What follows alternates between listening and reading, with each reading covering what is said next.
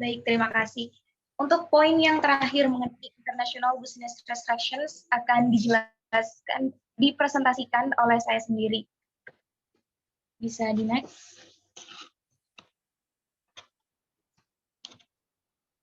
Untuk pembatasan perdagangan sendiri ada dua, yaitu tarif dan non-tarif. Dan untuk jenis-jenisnya bisa di next. Untuk jenis-jenisnya yang pertama itu ada kuota impor. Kuota impor ini adalah batasan jumlah barang tertentu yang kemudian dapat diimporkan ke suatu negara selama periode waktu tertentu.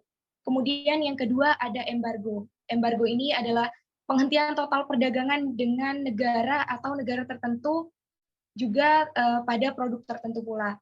Yang ketiga, pembatasan perdagangan ada kontrol valuta asing. Kontrol valuta asing ini adalah pembatasan jumlah mata uang asing tertentu, di mana mata uang tersebut dapat dibeli atau dijual. Kemudian yang terakhir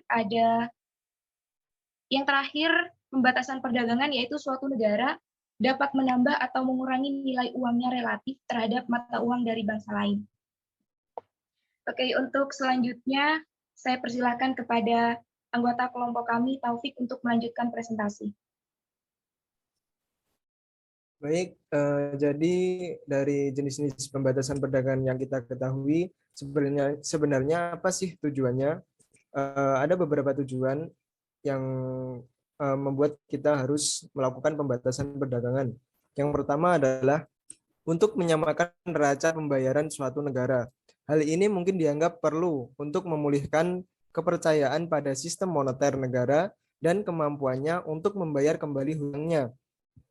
Yang kedua, untuk melindungi industri baru atau industri yang lemah. Industri baru atau bayi mungkin tidak cukup kuat untuk menahan persaingan asing. Yang ketiga, untuk melindungi keamanan nasional. Batasan dalam kategori ini umumnya berlaku untuk produk teknologi yang harus dijauhkan dari tangan musuh potensial.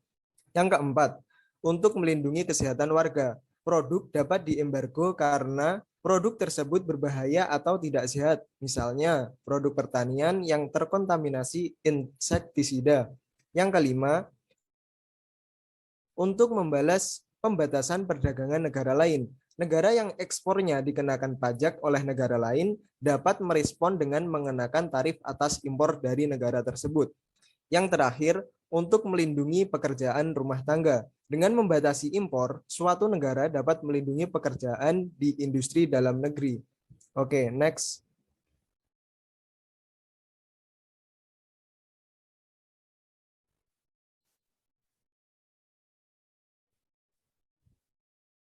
Nah, untuk alasan mengapa kita perlu melawan pembatasan perdagangan, ada 4. Yang pertama, harga yang lebih tinggi untuk konsumen. Harga yang lebih tinggi dapat dihasilkan dari pengenaan tarif atau penghapusan persaingan asing, seperti yang dijelaskan sebelumnya. Yang kedua, pembatasan pilihan konsumen. Sekali lagi, ini adalah akibat langsung dari eliminasi beberapa produk asing dari pasar dan harga yang tinggi secara artifisial bahwa importir harus mengenakan biaya untuk produk yang masih diimpor. Yang ketiga, alokasi sumber daya internasional yang salah. Perlindungan industri yang lemah mengakibatkan penggunaan sumber daya yang terbatas menjadi tidak efisien. Dan yang terakhir, kehilangan pekerjaan. Pembatasan impor oleh suatu negara harus mengarah pada pengangguran dan hilangnya pekerjaan di industri yang berorientasi ekspor ke negara lain. Lebih-lebih lagi, perlindungan perdagangan berpengaruh signifikan terhadap komposisi lapangan kerja. Baik, waktu dan tempat, waktu dan layar saya kembalikan ke moderator. Baik, terima kasih. Terima kasih juga kepada teman-teman. Demikian presentasi dari kelompok kami, kelompok 9, mengenai global business. Terima kasih dan wassalamualaikum warahmatullahi wabarakatuh.